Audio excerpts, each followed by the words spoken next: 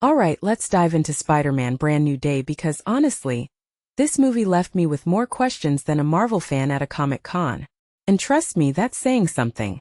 So, let's start with the elephant in the room, or should I say the spider in the apartment?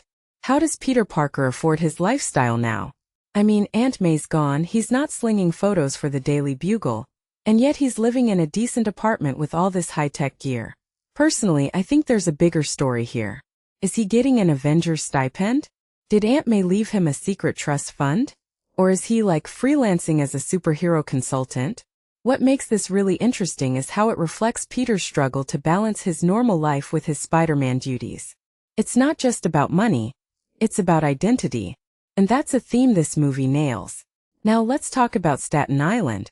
The movie keeps dropping hints about Peter saving Frank there, but we never get the full story. From my perspective, this isn't just a plot hole. It's a deliberate choice.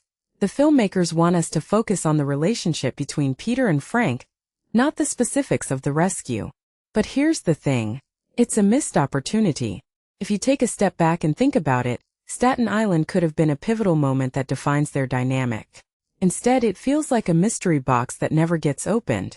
What this really suggests is that sometimes movies prioritize character arcs over world building, and that's not always a bad thing, but it's worth noting.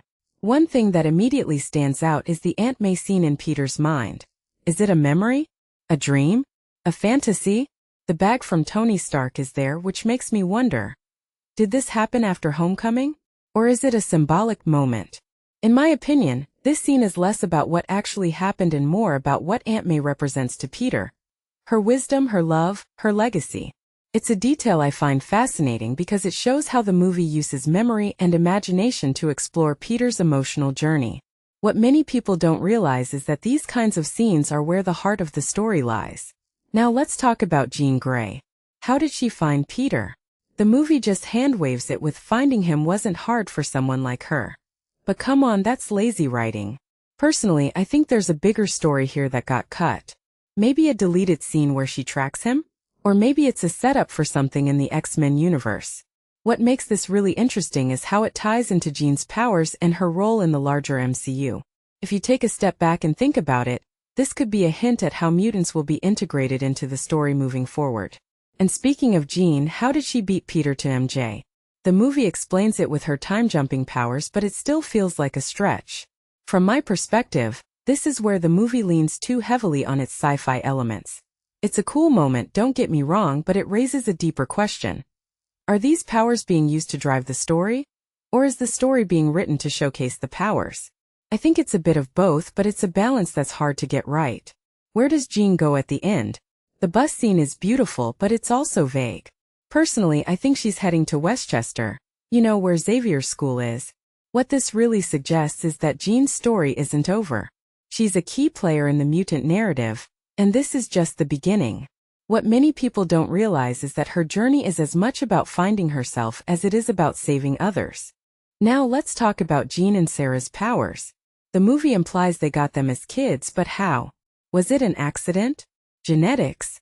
Personally, I think this is a setup for a bigger story about mutant origins in the MCU. If you take a step back and think about it, this could be the first step toward exploring how mutants are created, and why some people get powers while others don't. It's a detail I find fascinating, because it opens up so many possibilities for future stories. What about Ned and MJ's memories? The movie leaves it ambiguous, but in my opinion, their memories aren't fully back. It would be too easy if they were. What makes this really interesting is how it reflects Peter's own journey. He's rebuilding relationships, not just restarting them. It's a nuanced take on identity and connection, and it's one of the things this movie does best. Now let's talk about MJ's boyfriend Imanis Fandi. Or should I say Ezra Bridger? His character feels like an afterthought, and that's a shame. From my perspective, he's there to show that MJ has moved on, but it's not convincing. What this really suggests is that Peter and MJ's story isn't over, despite what the movie says.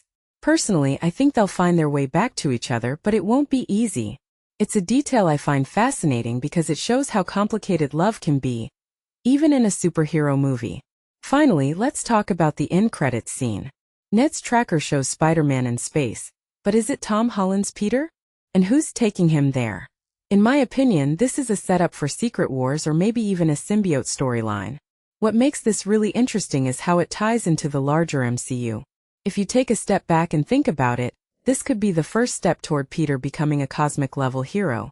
And that's a future I'm excited to see. So what's the takeaway? Brand New Day is a movie that's as much about questions as it is about answers. It's not perfect, but it's ambitious, and it's got me thinking about where the MCU is headed. Personally, I think this is just the beginning of a new chapter for Spider-Man, and I can't wait to see what's next. What do you guys think?